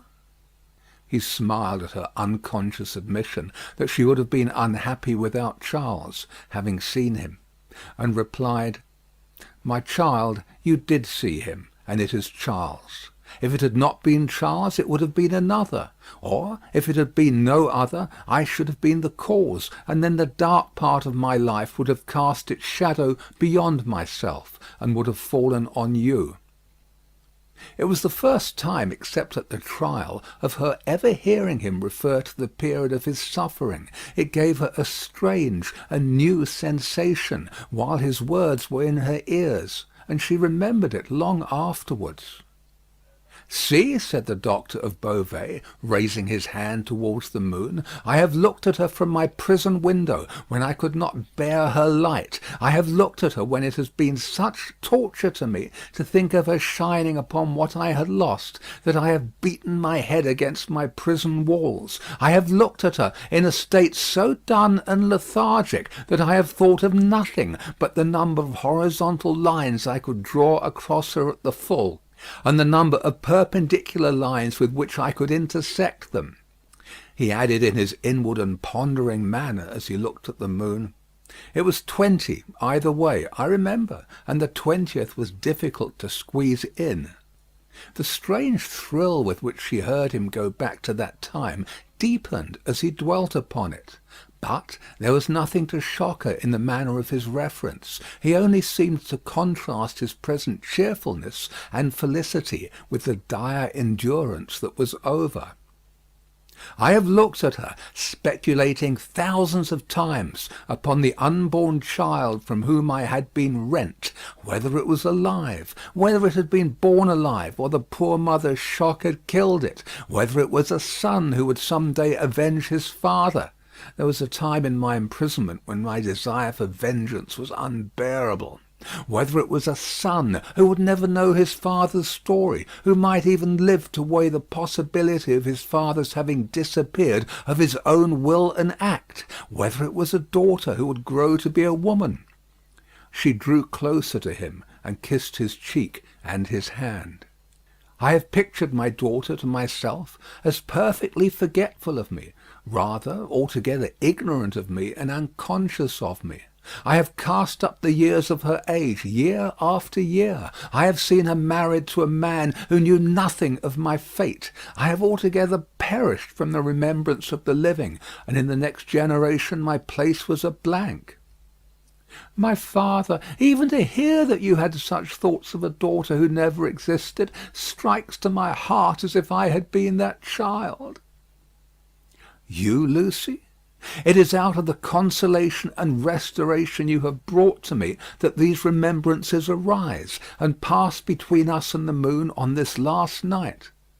What did I say just now? She knew nothing of you. She cared nothing for you. So, but on other moonlight nights, when the sadness and the silence have touched me in a different way, have affected me with something as like a sorrowful sense of peace as any emotion that had pain for its foundations could, I have imagined her as coming to me in my cell, and leading me out into the freedom beyond the fortress. I have seen her image in the moonlight often, as I now see you, except that I never held her in my arms. It stood between the little grated window and the door. But you understand that that was not the child I am speaking of? The figure was not the image, the fancy? No, that was another thing. It stood before my disturbed sense of sight, but it never moved. The phantom that my mind pursued was another and more real child. Of her outward appearance I know no more than that she was like her mother. The other had that likeness too, as you have, but was not the same. Can you follow me, Lucy? Hardly, I think. I doubt you must have been a solitary prisoner to understand these perplexed distinctions. His collected and calm manner could not prevent her blood from running cold, as he thus tried to anatomize his old condition. In that more peaceful state I have imagined her, in the moonlight, coming to me and taking me out to show me that the home of her married life was full of her loving remembrance of her lost father. My picture was in her room, and I was in her prayers. Her life was active, cheerful, useful, but my poor history pervaded it all. I was that child, my father. I was not half so good, but in my love that was I. And she showed me her children, said the doctor of Beauvais, and they had heard of me, and had been taught to pity me. When they passed the prison of the state, they kept far from its frowning walls, and looked up at its bars, and spoke in whispers. She could never deliver me. I imagined that she always brought me back after showing me such things. But then, blessed with the relief of tears, I fell upon my knees and blessed her. I am that child, I hope, my father. Oh, my dear, will you bless me as fervently to-morrow?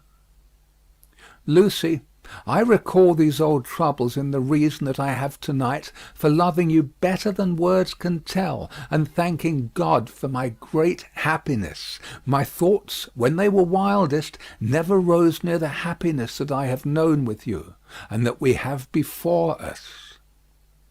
He embraced her, solemnly commended her to heaven, and humbly thanked heaven for having bestowed her on him. By and by they went into the house. There was no one bidden to the marriage but Mr. Lorry. There was even to be no bridesmaid but the gaunt Miss Pross. The marriage was to make no change in their place of residence. They had been able to extend it by taking to themselves the upper rooms formerly belonging to the apocryphal invisible lodger, and they desired nothing more. Dr. Manette was very cheerful at the little supper. They were only 3 at table, and Miss Pross made the third. He regretted that Charles was not there, was more than half disposed to object to the loving little plot that kept him away, and drank to him affectionately. So the time came for him to bid Lucy good night, and they separated. But in the stillness of the 3rd hour of the morning, Lucy came downstairs again, and stole into his room, not free from unshaped fears beforehand. All things, however, were in their places. All was quiet, and he lay asleep. His white hair picturesque on the untroubled pillow, and his hands lying quiet on the coverlet. She put her needless candle in the shadow at a distance, crept up to his bed, and put her lips to his, then leaned over him and looked at him.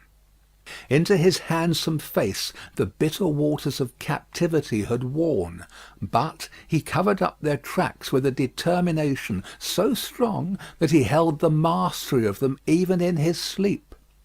A more remarkable face in its quiet, resolute, and guarded struggle with an unseen assailant was not to be beheld in all the wide dominions of sleep that night. She timidly laid her hand on his dear breast, and put up a prayer that she might ever be as true to him as her love aspired to be, and as his sorrows deserved. Then she withdrew her hand, and kissed his lips once more, and went away. So the sunrise came, and the shadows of the leaves of the plane tree moved upon his face as softly as her lips had moved in praying for him. End of Book 2, Chapter 17.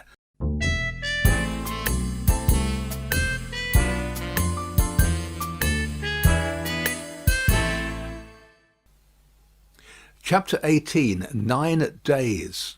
The marriage day was shining brightly, and they were ready outside the closed door of the doctor's room, where he was speaking with Charles Darnay. They were ready to go to church, the beautiful bride, Mr. Lorry, and Miss Pross, to whom the event, through a gradual process of reconcilement to the inevitable, would have been one of absolute bliss, but for the yet lingering consideration that her brother Solomon should have been the bridegroom. And so, said Mr. Lorry, who could not sufficiently admire the bride, and who had been moving round her to take in every point of her quiet, pretty dress, and so it was for this, my sweet Lucy, that I brought you across the channel, such a baby. Lord bless me, how little I thought what I was doing, how lightly I valued the obligation I was conferring on my friend Mr. Charles. You didn't mean it, remarked the matter-of-fact Miss Pross, and therefore how could you know it? Nonsense. Really? Well, but don't cry, said the gentle Mr. Lorry. I am not crying, said Miss Pross. You are. I, my Pross? By this time Mr. Lorry dared to be pleasant with her on occasion. You were just now. I saw you do it, and I don't wonder at it. Such a present of plate as you have made 'em is enough to bring tears into anybody's eyes. There's not a fork or a spoon in the collection, said Miss Pross, that I didn't cry over last night after the box came, till I couldn't see it. I am highly gratified, said Mr. Lorry, though, upon my honour, I had no intention of rendering those trifling articles of remembrance invisible to any one. Dear me, this is an occasion that makes a man speculate on all he has lost. Dear, dear, dear, to think that there might have been a Mrs. Lorry any time these 50 years almost. Not at all, from Miss Pross. You think that there never might have been a Mrs. Lorry? Asked the gentleman of that name. Pooh! Rejoined Miss Pross, you were a bachelor in your cradle. Well, observed Mr. Lorry, beamingly adjusting his little wig, that seems probable too. And you were cut out for a bachelor, pursued Miss Pross, before you were put in your cradle. Then I think, said Mr. Lorry, that I was very unhandsomely dealt with, and that I ought to have had a voice in the selection of my pattern. Enough. Now, my dear Lucy, drawing his arms soothingly round her waist, I hear them moving in the next room, and Miss Pross and I, as two formal folks of business, are anxious not to lose the final opportunity of saying something to you that you wish to hear.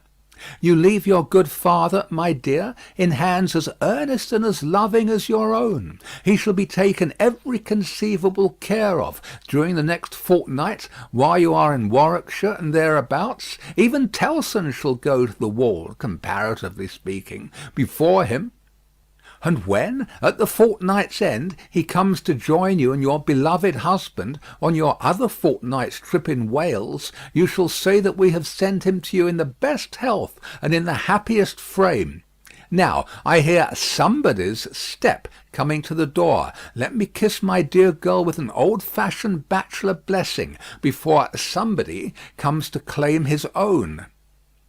For a moment he held the fair face from him, to look at the well-remembered expression on the forehead, and then laid the bright golden hair against his little brown wig with a genuine tenderness and delicacy which, if such things be old-fashioned, were as old as Adam.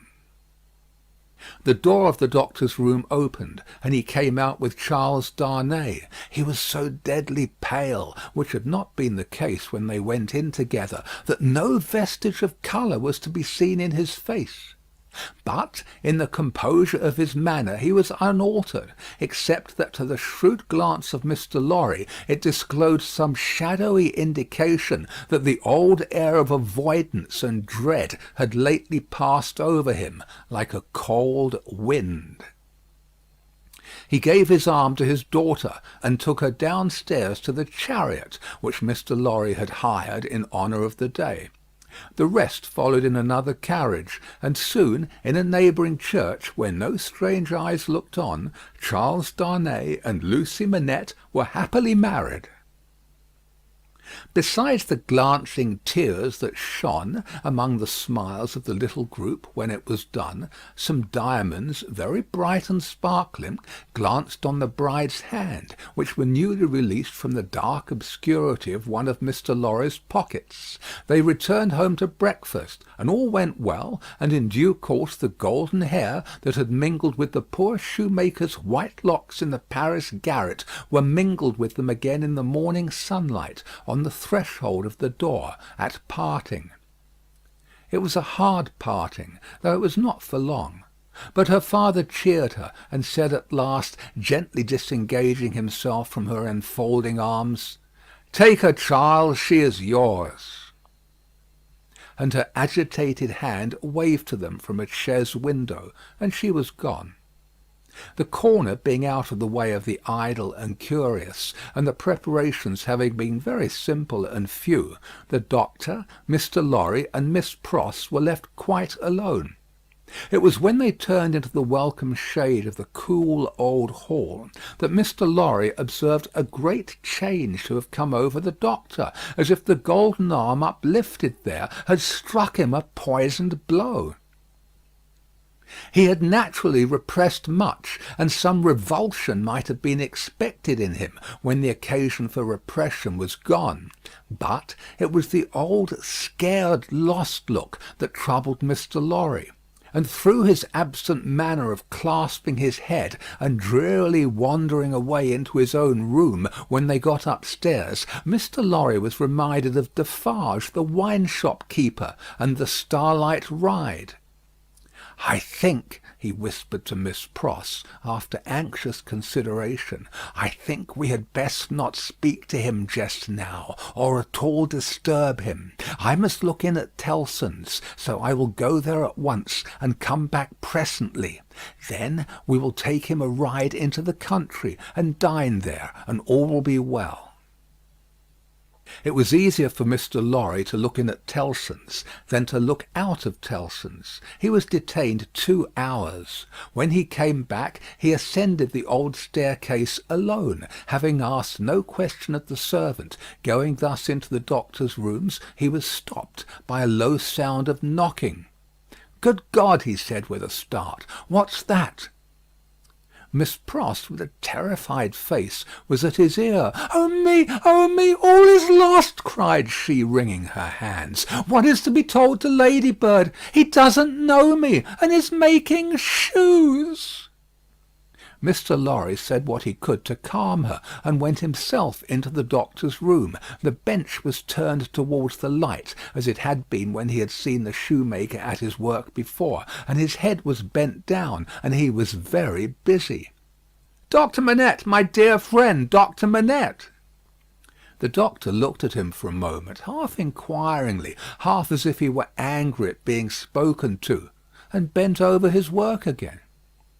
He had laid aside his coat and waistcoat. His shirt was open at the throat, as it used to be when he did that work, and even the old haggard, faded surface of face had come back to him. He worked hard, impatiently, as if in some sense of having been interrupted. Mr. Lorry glanced at the work in his hand, and observed that it was a shoe of the old size and shape. He took up another that was lying by him, and asked what it was. "A young lady's walking shoe," he muttered, without looking up. "It ought to have been finished long ago. Let it be." "But, Doctor Manette, look at me." He obeyed in the old mechanically submissive manner, without pausing in his work. "You know me, my dear friend? Think again. This is not your proper occupation. Think, dear friend." Nothing would induce him to speak more. He looked up for an instant at a time when he was requested to do so, but no persuasion would extract a word from him. He worked, and worked, and worked in silence, and words fell on him as they would have fallen on an echoless wall or on the air. The only ray of hope that Mr. Lorry could discover was, that he sometimes furtively looked up without being asked. In that there seemed a faint expression of curiosity or perplexity, as though he were trying to reconcile some doubts in his mind. Two things at once impressed themselves on Mr. Lorry as important above all others. The first, that this must be kept secret from Lucy. The second, that it must be kept secret from all who knew him.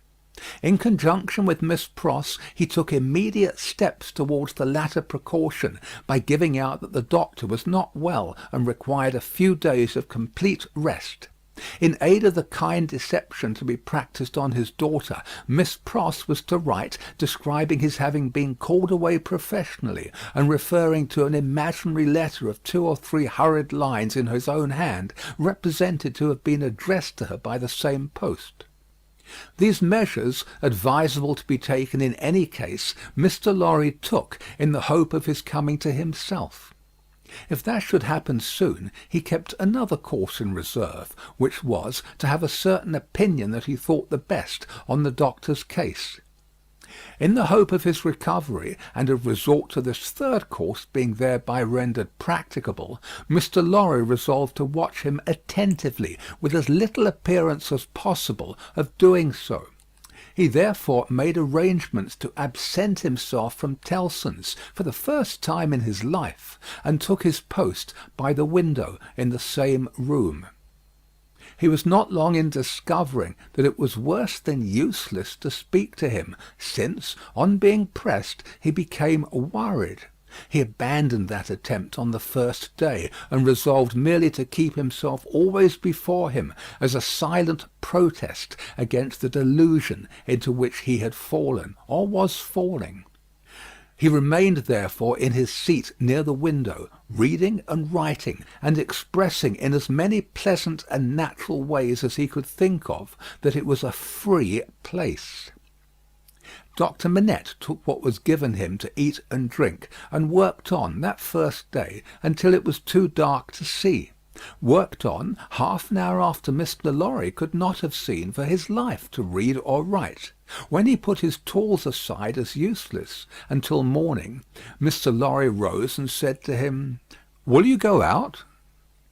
He looked down at the floor on either side of him in the old manner, looked up in the old manner, and repeated in the old low voice, "Out?" "Yes, for a walk with me. Why not?" He made no effort to say "why not," and said not a word more. But Mr. Lorry thought he saw, as he leaned forward on his bench in the dusk, with his elbows on his knees and his head in his hands, that he was in some misty way asking himself, "Why not?" The sagacity of the man of business perceived an advantage here, and determined to hold it. Miss Pross and he divided the night into 2 watches, and observed him at intervals from the adjoining room. He paced up and down for a long time before he lay down, but when he did finally lay himself down, he fell asleep. In the morning he was up betimes, and went straight to his bench and to work. On this second day, Mr. Lorry saluted him cheerfully by his name, and spoke to him on topics that had been of late familiar to them. He returned no reply, but it was evident that he heard what was said, and that he thought about it, however confusedly. This encouraged Mr. Lorry to have Miss Pross in with her work several times during the day. At those times they quietly spoke of Lucy, and of her father then present, precisely in the usual manner, and as if there was nothing amiss. This was done without any demonstrative accompaniment, not long enough or often enough to harass him, and it lightened Mr. Lorry's friendly heart to believe that he looked up oftener, and that he appeared to be stirred by some perception of inconsistencies surrounding him. When it fell dark again, Mr. Lorry asked him as before, "Dear doctor, will you go out?" As before, he repeated, "Out?" "Yes, for a walk with me. Why not?" This time Mr. Lorry feigned to go out when he could extract no answer from him, and after remaining absent for an hour, returned. In the meanwhile the doctor had removed to the seat in the window, and had sat there looking down at the plane tree, but on Mr. Lorry's return he slipped away to his bench.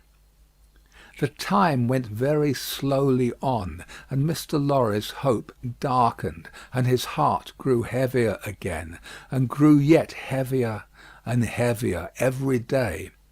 The third day came and went, the fourth, the fifth, 5 days, 6 days, 7 days, 8 days, 9 days.